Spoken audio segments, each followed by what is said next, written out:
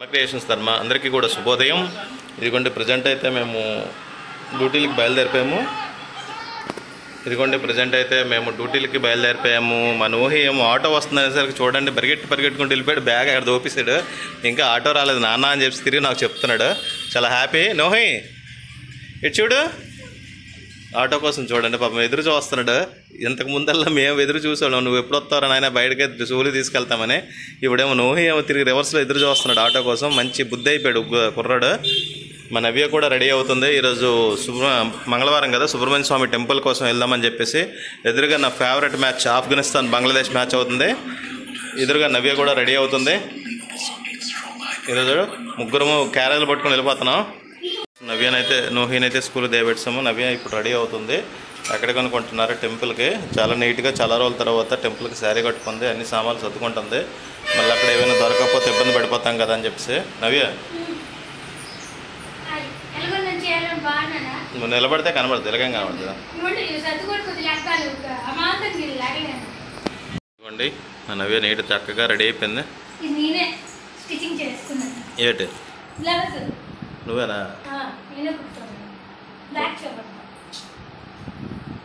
Okay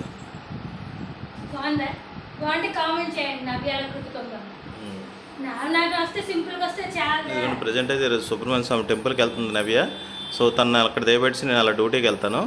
so చాలా రోజుల తర్వాత నీట్గా టెంపుల్కి శారీ కట్టుకొని నీట్గా తయారైపోయింది. లక్కీగా ఏంటంటే ఈరోజు అన్ని పనులు వ్యాంగ్ అయిపోయాయి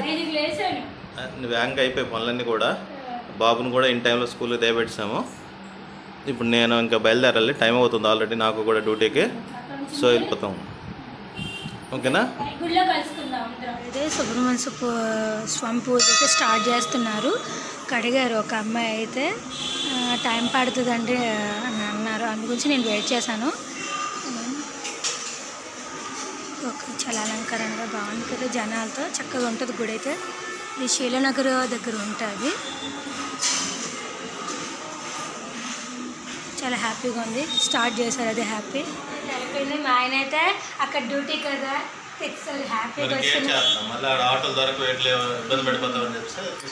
నా ఫేవరెట్ బొమ్మలే వేయచ్చు కదా యాషి. క్రికెట్ సెల్లో కూడా చూస్తా కదా యాషి. బుర్ర ఎట్లేదు ఊగిపోతాడు, నేను నవ్వుతున్నాడు కామెడీ. హాయ్ చూడండి ఎంత నీట్గా చక్కగా చీరల గట్లో ఉంది. ఇలా రోజు కాదు, అప్పుడప్పుడు వారంకో రోజు. మంగళవారం ఆదివారం ఆ టైంలో అడగండి, మిగతా టైంలో అడగండి. ఎందుకంటే ఆదివారం సత్యంతల గుడికి వెళ్తాను, మంగళవారం సుబ్రహ్మణ్య స్వామి గుడికి వెళ్తాను. ఇంకా శివాలయం కంటే అక్కడికి వెళ్ళాలి. బుజ్జిగడ్డ స్కూల్ దగ్గరికి అటువైపు వెళ్ళాను మైండ్ అంతా అటే ఉంటుంది. నా కొడుకు దగ్గరికి వెళ్ళాలంటే మైండ్ అంటే అందు గురించి వెళ్ళట్లేదు. నాకు వెళ్ళిపోతుంది డాడీ, ఏదో దేవుడి పాటలు వేసుకుంటే వెళ్ళిపోతాడు, భయం లేదు. కానీ మైండ్ నా కొడుకు నేను ఎక్కడ అనిపిస్తుంది. అదే ఇప్పుడు అది కొద్దిగా ఏదైనా టిఫిన్ తింటాను. పప్పు అయితే చేసుకోను పొద్దున్న కదా, కొద్దిగా ఉంచుకొని కొంచెం ఊడిపోయాయి. చపాతీలు వేపుకున్నాను, పక్కన పప్పు వేసుకున్నాను. మా ఆయన అయితే దుంపల ఫ్రైకి దుంపలు కట్ చేయమన్నాను, బతిమలాడితే కట్ చేసేది. ఇంకో 2 దుంపలు, ఇంకో దుంప ఉంది. గుజ్జుతో పాటు తీసేస్తున్నారు, తొక్కలు తీయండి అంటుంటే. అదృష్టం ఉండాలి, మీ ఆవిడ పక్కన కూర్చుని చపాతీ తింటూ మీరు దుంపలు కోస్తున్నారు. అదో కామెడీ. మా ఆయన అయితే నా గురించి ఆలు ఫ్రై అయితే చేశారు దగ్గరుండి. టేస్ట్ అయితే అదిరిపోయింది. నా నోరైతే అదిరిపోయింది. నాలుగు ఇప్పటికే మండుతుంది, పెదాలు మండుతున్నాయి, అంత కారంగా ఉంది. పొద్దున్న పప్పు ఉంది కాబట్టి ఇంక ప్రాబ్లం లేదు. అన్నమే పొద్దున్న వండేసాను కాబట్టి సరిపోయింది. మా ఆయనకి ఇష్టమని చూస్తున్నారు. ఆర్య 2 చూస్తున్నారు, అది చిన్న కామెడీది. హాయ్ గుడ్ ఈవినింగ్ అండి. ఇదిగోండి ఇప్పుడు లేసాను పడుకొని. అయితే మా ఆయన డ్యూటీకి వెళ్ళిపోయారు. సో రేపు మళ్ళీ రేపు అంటున్నారు సాయంత్రం 6:30కి వస్తారు. క్లైమేట్ అయితే సూపర్గా ఉంది. ఆల్రెడీ అయితే చినుకులు స్టార్ట్ అయినాయి. నా కొడుకు అయితే రాలేదు. 4 అవుతుంది, ఇంక 10 నిమిషాలు తక్కువ 4. అన్నీ కనిపిస్తున్నాయి కానీ నా కొడుకు ఆటో రావట్లేదు. తొందరగా వచ్చేసి కొద్దిగా హ్యాపీ. అయితే వర్షానికి కొంచెం తడిసినా కొంచెం బాధ అనిపిస్తుంది కదా, ఎందుకంటే కొంచెం కోల్డ్ కాదు వాడికి. మొత్తం నా బట్టలు కూడా తీయాలి, మర్చిపోయాను. నేను ఉంచేసాను, ఇప్పుడైతే తీసేస్తాను బట్టలు తొందరగా, గాలికి ఎగిరిపోతాయి. తలకు స్నానం కదా, ఎంత అయిపోయింది గూగుల్ లేదు. తలకు ఫుల్ నూనె రాసులు, తలనొప్పి సెతగొడుతుంది. పొద్దున ఎండ కట్టి తగిలింది శిరస్సు మీద. ఎందుకంటే పూజ అనేది చాలా లేట్ చేశారండి, చాలా అంటే చాలా లేట్ చేశారు. మరీ ఇంత లేట్ అని ఎక్కడ అనుకోలేదు. 10:30కి స్టార్ట్ చేశారు. ఎవరిద్దరు వస్తారు ముగ్గురు వస్తారని అంత లేట్ నేను ఎక్స్పెక్ట్ చేయలేదు. పూజ అనేది పూజలా చేయాలి కానీ అంత లేట్గా నేను ఎక్స్పెక్ట్ చేయలేదు.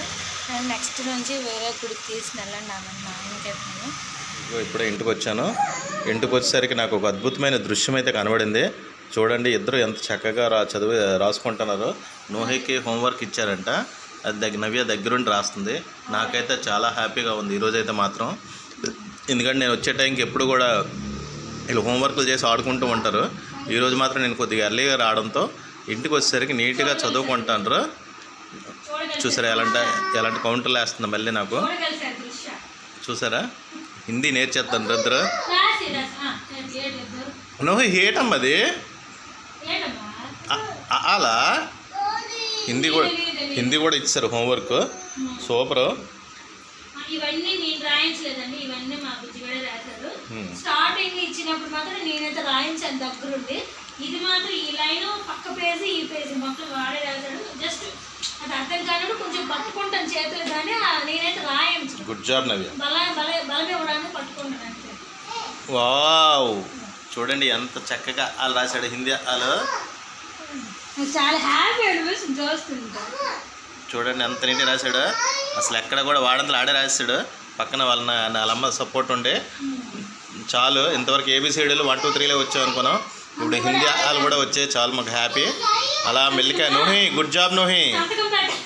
చూసారా, అయిపోయిందంట, హోంవర్క్ చేస్తాను, సంతకం పెట్టి బుక్స్ మూసేస్తానని అంటున్నాడు.